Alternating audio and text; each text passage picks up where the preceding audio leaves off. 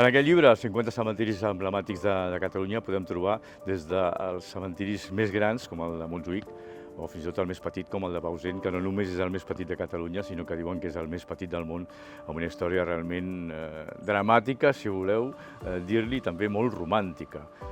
Els arquitectes i els escultors més destacats del segle XIX i XX han participat en aquestes joies que veiem en els cementiris de Catalunya.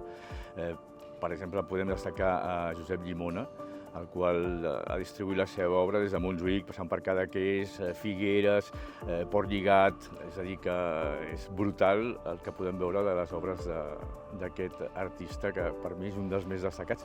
Però clar, trobem arquitectes com Domènech i Muntaner, etcètera, modernisme, trobem tots els estils arquitectònics en aquests cementiris. Trobem cementiris mariners, com el d'Arenys, per exemple, i modernista, per exemple, destacar també el d'Olius, que amb tombes estan excavades a la roca, és realment una cosa espectacular de veure. En fi, us proposem un recorregut històric, cultural, arquitectònic, dels museus que tenim a Catalunya, cementiris a l'aire lliure.